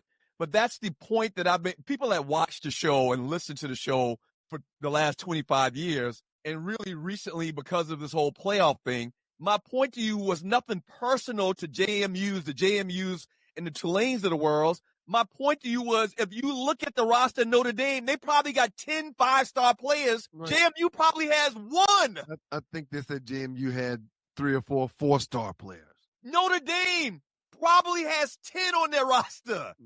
They play. It's a different level of football. That's why they have weight classes in boxing, because you don't want to put a 150-pound guy in the ring with a 225-pound guy. That's all. It's nothing personal. Nothing against guys. Ole Miss and Tulane played earlier this year, and Ole Miss mollywopped them. And I said, it's hard to beat a team 2 times in a row, which Oklahoma and Alabama is another story for another day. It's hard to beat a team 2 times in a row. I bet Tulane competes better this go-round than they did in the first one, and that's not really the case. Do you think they're going to make a change? I don't even know if they have it in the bylaws that they can make a change. Man, they can change whatever they want when they want to. They'll just come up and say, this is a clause that there's an addendum here. This is what we're allowed to do here. But, yeah, we're going to Yeah, the hell with this little guy. Not only would Notre Dame or could Notre Dame have won, Notre Dame easily could have won. Like it would have probably been a toss-up game. It would have probably been, as far as the line, it probably would have been -1 or something like that. Yeah. Before going into the game with Notre Dame as one of the teams. CVW05 and the previous person that Tree posted the message. Yeah, this is one of the ones he's going to do what he's doing right now because we've talked about it and debated it for so long. Yeah, right. I can agree, but he's still going to say, in essence, he's trying to do everything except say, hey, man, I told you so. Well, the young man that just posted, he doesn't understand the veracity that you be screaming at me. And so when you make when you have a come to Jesus meeting and you change your total thought process, I don't want to just move away from it that quick. I want to understand, why would you scream and argue with me when we got facts to substantiate what I'm saying? That's all. If the collective that Tulane and JMU have can put the product on the field that they put on the field this past weekend for us to see, then I've got to stand down. Me saying that one or two players can make a difference on the grand scheme of things hasn't done me or shown me any justice. So they can get good players because of the portal and because of NIL. They can get better players, but they're still, as far as status-wise, they're not Notre Dame. Right. Like, kids want to, if Notre Dame's offering you a scholarship and is offering you $1 million, and Tulane's offering you $1 million and a scholarship, you're going to go to Notre Dame because Notre Dame's on TV every week. They got their own damn TV network. Yeah, they've had one for a while. So it's status. Yep. Yeah, man. I wanted to make sense. And because there were so many teams that deserved an opportunity this year that didn't get one because of Tulane and JMU, after seeing how they perform, I've got to want to see better as a fan. I think the system is more just for those given the opportunity that can compete better. Listen, JMU and Tulane, I think Tulane's in Conference USA, if I'm not mistaken. They could have vied for a championship in their conference. Nothing wrong with that. Right. But now they went out here and got the word you use. I love this word. This is old school word. They went out there on national TV and got mollywopped. Mollywopped. What? Yep. No, that's not good. Someone should be given those spots that have a better chance to compete with those spots. Don't waste those spots. Don't waste those spots. All right, listen, let's get to this classic stew, man. This was probably one of the greatest characters, guests that we had on the show back in the day, man. Classic stew with the great Santa Claus. We have lots of big-time guests on this show all the time. Charles Barkley, John Smoltz, Warren Moon. But there's nobody bigger than our next guest, sir. The great Santa Claus joins the Two Live Stews on Sporting News Radio. Mr. Claus, how you doing, man? Mickey, Piggy, I'm fine, man. I'm fine, but it's full of bitch up here. Well, how you doing, Stu? We good, Santa Claus. We're fantastic, actually. Now, listen, we know you're busy, so we really appreciate the time. What have you been up to today? Sorry about that, them Newports. Usually last-minute preparations and, making sure I got my taser charged up. People be taking shots at a player. Like, I don't know the red suit. Who the hell you think this is? Red suit, white hat. I mean, damn. Take shots at me, man. Dogs running at me. Whatever happened to regular dogs? Everybody got a damn pit bull. Vic had the right idea, but anyway. People ain't cool with somebody sneaking around the house late at night. A lot of Santa got to go to the hood a lot of times. So, you know how that goes. Santa got to defend himself. You know what I'm saying? Right. Santa, speaking of going to the hood, man, how do you get around the entire world in one night? That just don't seem possible to me, Santa. Oh, man, that ain't no problem, man. It's easy. HGH. Man, I shoot them reindeer up like Barry Bonds. That's what it, man. I had them jokers on swole, man. They ready to go. Then I skip over a lot of white kids' houses. A lot of them, they got everything they need. Need another gift. That one gift, you was born white. Talking to Santa Claus with the Two Live Stews. Gift on Earth. On Sporting News Radio. All you need. Hey. You have some $5 in your pocket at all times. Hey, Santa, gotta ask you this question, man. Is it a grind doing this every year? You're not getting any younger. You do everything about What about hanging them up, Santa? Oh man, I don't think so, man. I need this gig, bro. Santa got bills just like everybody else. Hell, I like watching cable too. I got to get out. I got to get out of the house from time to time, man. Like any other man. Miss Claus is a pain in the ass, man. I tell you, when that old heifer start tripping, I know it's time to load up the sleigh and get going, man. I load it up sometime in June. I get rolling sometime right after Halloween. She had a mama stand with us. Oh Lord. Anyway. Shout out to the great Santa Claus, man. And shout out to Earl McDowell. We appreciate you, Earl. Santa said, this is the greatest gift on earth. Just being white. It's like having $5 in your pocket at all times. It's like having $5 in your pocket at all times. Shouts out to the great Special K. Do you check out Special K's Black Tony character on Ricky Smiley, man? He does a good job, man. Oh, man. Yeah, he does a good job, man. They've taken that. I think the Black Tony character was kind of like something they did one time as a joke. I don't know, for whatever the occasion was. And let's keep the party going. And he's been doing it like he's got like 11 of them online, man. Shout out to such a comedian extraordinaire. Everybody got a damn pitbull. How come people ain't got regular dogs no more? That's the right idea. He's going to say that around the colonizers, man. Right, yeah. He's going to say that around the colonizers. You're watching the Two Live Stews experience. Shouts out to the great Special K, man. Dude is really, really good at what he does, man. And shouts out to Santa Claus for calling the old stews, man. We appreciate that. The great Santa Claus. So trending story number 4, top 10 Black Christmas songs of all time. All right.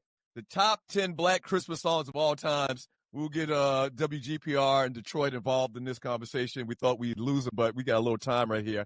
I'm going to read out the names as voted. I think voted by BET or somebody like that. Top 10 Black Christmas songs of all time. I Saw Mommy Kiss the Santa Claus, Jackson 5, number 10. Mm-hmm. Let It Snow by Boyz II Men. What's your thoughts about Boyz II Men? Let It Snow. Great song, man. It's one of my favorites this time of year. Christmas, Baby Please Come Home, Darlene Love, powerful and classic. Let's see, Christmas. Oh, Baby Please Come Home. Okay, yes. That's old school. Yep. B-Days at Christmas, Destiny's Child. Okay. 8 days of Christmas. What did you say? Right. 8 days of Christmas? Damn, what the hell are you talking about? 8 Days of Christmas by Destiny's Child. Santa Baby by Eartha Kitt. That's a classic. Santa Claus Goes Straight to the Ghetto by James Brown. We played that one a couple times. Someday at Christmas, Stevie Wonder. Silent Night, The Temptations. I really thought Silent Night would have been number 1. I thought Silent Night would be number 1. Maybe that's just a Southern thing. We love Silent Night in the South. Oh, man. It's the greatest. Coming in at number 2, This Christmas by Donny Hathaway. That's classic. And number 1, All I Want for Christmas Is You by Mariah Carey. Mariah's made so much money off that song, man. It's absolutely ridiculous. So until Ollie reported it, I didn't realize that song was like pretty much at the top of everybody's charts. No, Wham has just beat her out with Last Christmas. Like 2 days ago, they surpassed her this season. Well, I guess I get it because. But Tree, we didn't even have that on our list at all. Tree, how they surpass her and it's not even in the top 10. But that was by maybe people are tired. Also, maybe people are tired of that song because that's what happened. They beat her this year. Like every year, she's at the top, but that kind of ties into what I was going to say. If you're asking nationally, there's a lot of the colonizers that love Mariah Carey's song. I don't think the colonizers love the Temptations like they love Mariah Carey. I understand. You see what I'm saying? So that makes sense. You probably got a mass majority of Black folks saying we love the Temptations, Silent Night. Right. But 90% of the population in this country is not us. Yeah. Yeah. I like Mariah Carey's Christmas song. I do. I like it, but it ain't no damn Temptations. Creed saying she's been bound. We got a good last 48 coming up next, man, in the Doghouse with your boys, the Two Live Stews. Merry Christmas, everybody, man. Thank y'all for waking up this morning and spending time with us. We know a lot of y'all are off work and you got your own time, like Rel said. Yeah. She says watching today. So thank y'all for waking up. Merry Christmas! Merry Christmas! Merry Christmas, y'all. Mr. Unloved 4 says, how did the Jacksons sing Christmas songs when they were Jehovah's Witnesses? Very good question. They followed that money. That's what they did. I think we brought that up last year. They followed that money. That paper was behind them songs. Right. Exactly. All right. Don't go away. Last 48 coming up. Trespass. More fun on the 2 Live Stews experience. We got to talk about some of these football games that were mind-blowing on yesterday as well. Damn Lions let me down big time, man. Yeah, man. Listen, Like I played in the NFL. I've taken enough shots to last a lifetime. And let me tell you this. Taking a shot just to lose weight, that's not a smart play. That's why I roll with Brain IQ, the all-natural weight chews, cut cravings, boost metabolism, and sharpen focus. No needles, no chemicals, no crash. Just results you can chew on. And Brain IQ is not just about weight chews. They've got a full lineup of all-natural products to keep your mind sharp, your body fueled, and your health on point. Skip the needles, choose natural. Order now. BrainIQHealth.com/REF/1LiveStew. Brain IQ Chews. Smart, natural, built for results.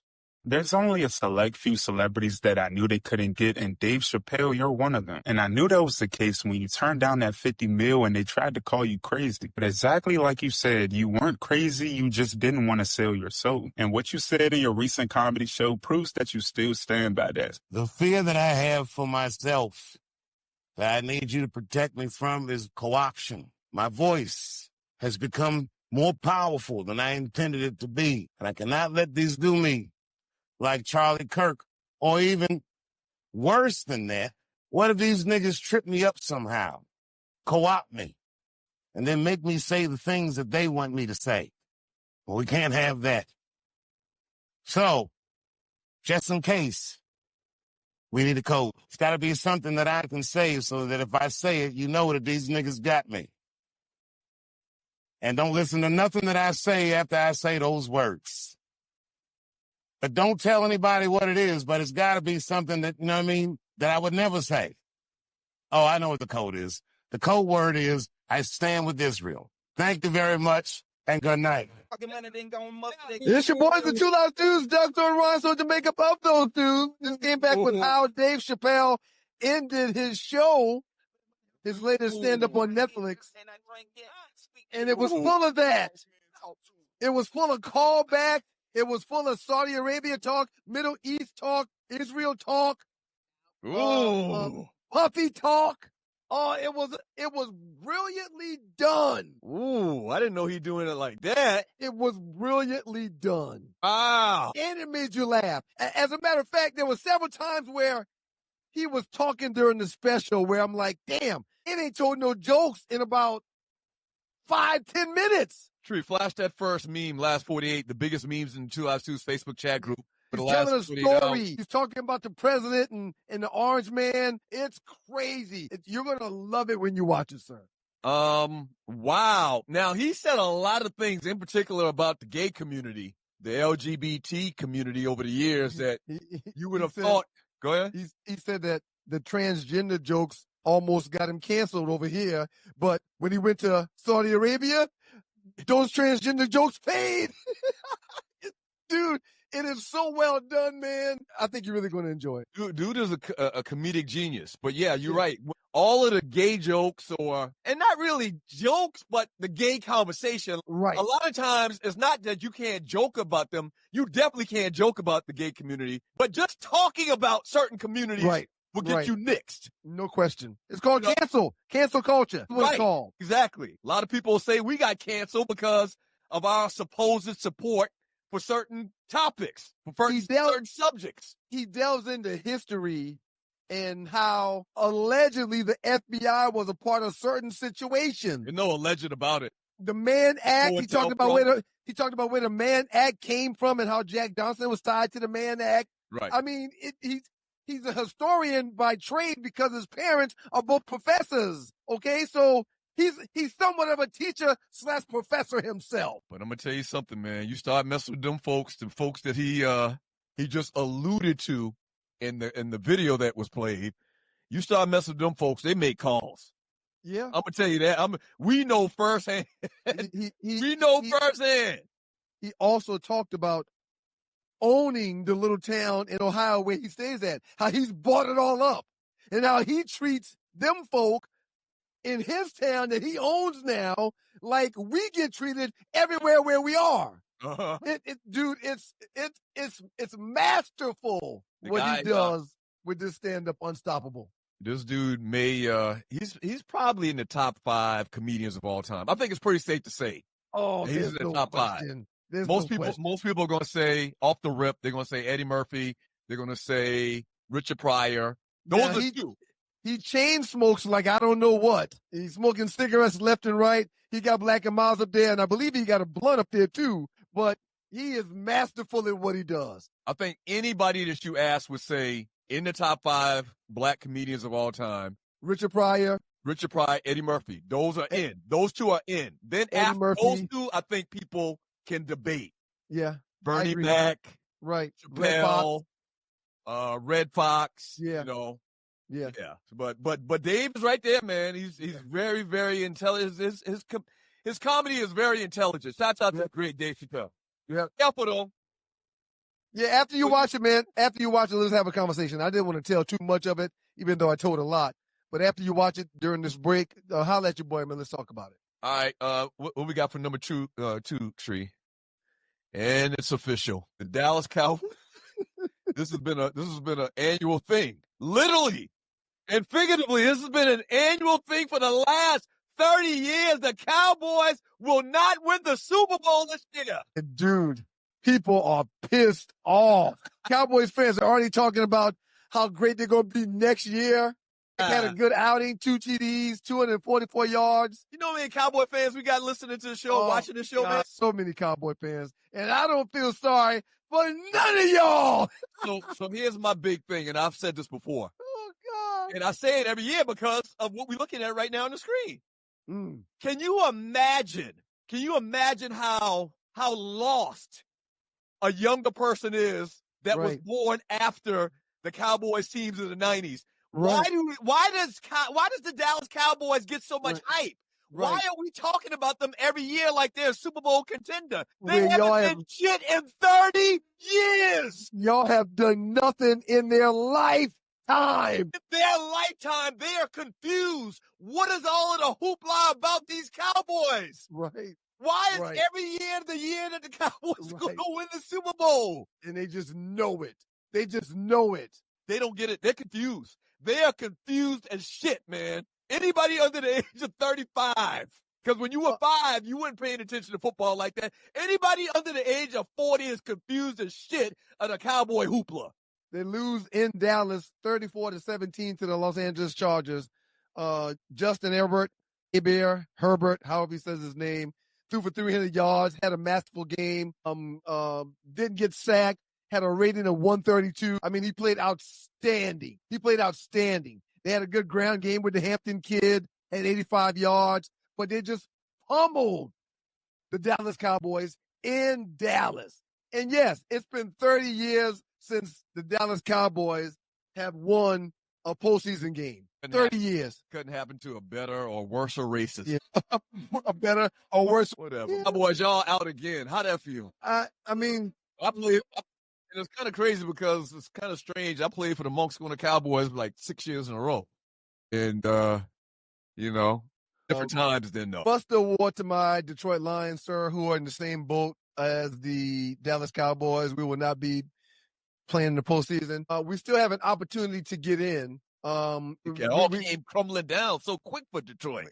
The injuries got to us again this year. Lost to the Steelers at home 29-24. Bust the award to Dan Campbell, who early in the game had a chance to kick a field goal that would have tied things up 3-3. We ultimately end up losing the game that we easily could have won. But I think Dan Campbell just gets full of himself with this 4th down crap. Right. So I was about to ask you, the Lions out? They're officially out? We need the Green Bay Packers to lose their next 2 games for us to get in. That's not going to happen. And the odds of that happening is slim to none. That's not going to happen. I agree. You're exactly right, man. Dan Campbell, you know what's going to happen? His second go around, he's going to be a better coach. He's going to probably get fired. And he's not going to get fired this year. He'll get fired next year or the year after. And his second go around, he'll get another opportunity as a head coach because he has done a great job with Detroit. And he'll stop doing the dumb shit that he's been doing over these last couple of years. Someone from management or ownership is going to get with him this year and say, okay, we've let you do this shiggity 3 years, and it's cost us all 3 years. Stop it. Right. Okay? I also want the Lions to take the play calling away from him, because when you're the offensive play caller, you can't manage the entire team anymore. You're not coaching the team now. Now you're focused on the play sheet and the analytics. Yeah, but people are going to say Andy Reid has been doing it forever, and look how it's worked for him. Some guys can multitask and do that, and I don't think a team that hadn't won any Super Bowls or won a lot of games or excess of games in the playoffs should be doing that. Andy Reid has earned the right to do that because he's won 3 titles in the last few years. You know what? That's the best thing you've said on this show in a couple of months. I agree with you. You can't do what Andy Reid does. Andy Reid has shown he's capable of doing this stuff. Right. Have all that responsibility on his plate. Dan Campbell has not shown that. He has not shown that. Okay, and 2 Baller Awards because it is a Monday. Baller Award to the Chicago Bears, who beat the Green Bay Packers at home 22-16. They've now locked up first place in that division. I'm going to tell you, man. I'm going to tell you. The Bears look good. Just from a defensive standpoint, Caleb is doing phenomenal. Shouts out to Caleb Williams. Yeah. Shouts out to Caleb Williams. So go ahead and say what you're going to say. Well, I was going to say, Caleb is doing great, but it's not Caleb that really makes me think that they can make a run for a Super Bowl. It's their defense. They are leading the league in turnovers by a lot. They are very, what they used to call, opportunistic. Agreed. They are very opportunistic, man. And that defense, that level of defense they're playing in Chicago, if Caleb could have some good games and don't make young quarterback mistakes and turn the ball over, man, Chicago will be a tough out in the playoffs, I'm telling you. He almost had 100 quarterback rating, threw for 250-plus yards. And not only do they have defense, they've got Ben Johnson, who has shown that he's an offensive genius, okay? He's why Detroit did so good the last few seasons, and he's now another reason why Detroit isn't doing well this season, because he's gone, taking that mojo to Chicago, as we can see. But not only do they have defense, not only do they have Ben Johnson, not only is Caleb Williams balling, but they've also got a ground game. Another game where they had 100-plus yards rushing. That matters. Yeah, it definitely matters. First time I really watched the Bears play by play was the game they had against Cleveland, because Shador was playing a couple weeks ago. Right. And I watch every play of that game, man. They're opportunistic. That's the word I keep coming up with. They're a good team, man. And the last Baller Award goes to, and this one really hurt. And Caleb, let me remember. Please, I remember. Caleb is exactly in the NFL who we thought he would be coming out of college. That kid got a rifle arm. He got a cannon on his shoulder, man. He got a cannon. He can thread needles. He can thread needles. He's shown to be mobile. Yeah, he's a very good player, man. Fingernail paint and all. He's a very good player. He's a very good player. I look away whenever they show his head. I'm not going back down to that to kick and play. And this one really hurts, man. This Ball Award hurts. Shouts out to the Carolina Panthers, who is now number 1 in the NFC South after beating the Tampa Bay Buccaneers in Tampa Bay. Oh, it was in Carolina. They won 23-20, but now they're number 1. Why couldn't this be the Atlanta Falcons? So I'm giving Bryce a Ball Award. Giving the Panthers a Ball Award. But damn it, this should be the Falcons. Well, I mean, the Falcons had snake or possum luck. Michael Penix Jr. getting hurt. But even when he was playing, they kept losing games that they should have won. The Carolina Panthers beat they behind 30-0 at home when Penix was there. Look at God. Bryce Young, they stuck with him. They gave him another opportunity. I thought sure they were going to try to find a deal and ship him out of Carolina. Look at God. Playing great. He's playing good. Playing great. He's playing good. He's not turning the ball over. He's moving the pocket when he needs to. And some people think they figured it out. The ground game is helping them. However, Bryce looks like he's figured it out. All right, next meme tree, and you're watching the Two Live Stews Experience. Merry Christmas! Happy New Year! We just talked about it, man. Caleb Williams is elite. Yep. Drake May is elite. He won last night. Yep, they came back and won. That was another great game in New England. Yeah, that was a great game. Beating Baltimore. Jaden Daniels is elite. We didn't talk at all about Lamar Jackson going out with a back injury. Yes, back injury. Back. Yeah, yep. Back. I think we may end up hearing that knee that he took maybe even broken a rib or something. But it's And I text you, and I said, Lamar just can't get right, especially this time of year. For the record, y'all, I think Lamar Jackson loves football. And we're going to get back to this last 40 here in a second. I know Lamar Jackson loves football. I know Lamar Jackson likes the fact that prior to taxes, he probably brings home more than $3 million a week. I'm sure he loves football. But sometimes injuries happen. And he's been riddled with injuries. He's been nicked up. This hadn't been a good year. I think they should probably, if he's hurt to any extent, they just shut him down this year.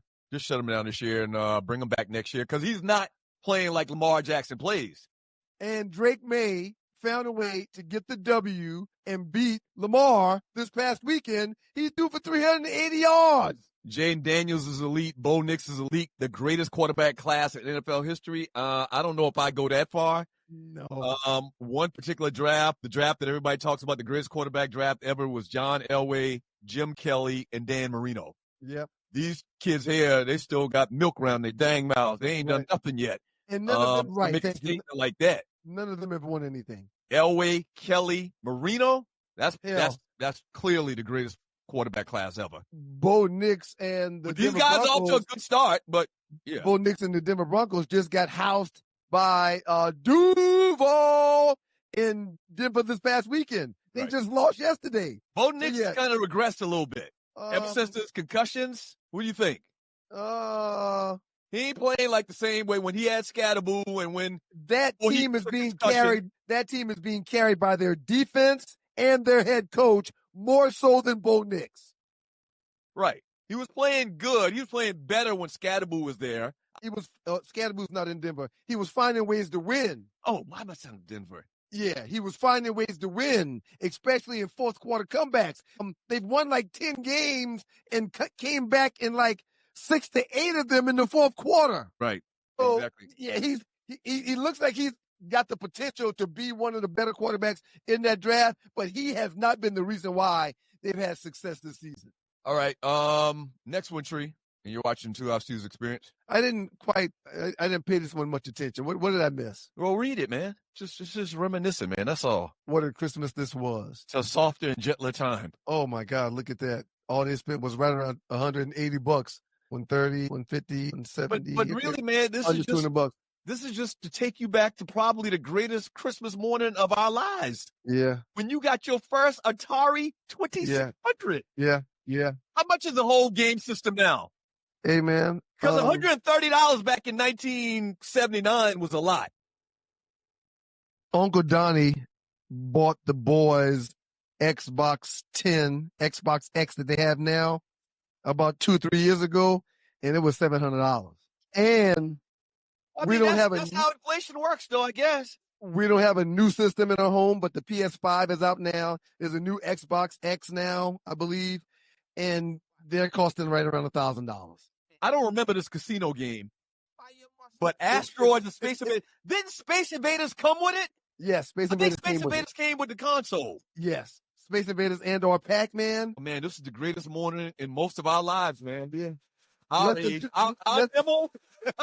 Less than $200, man.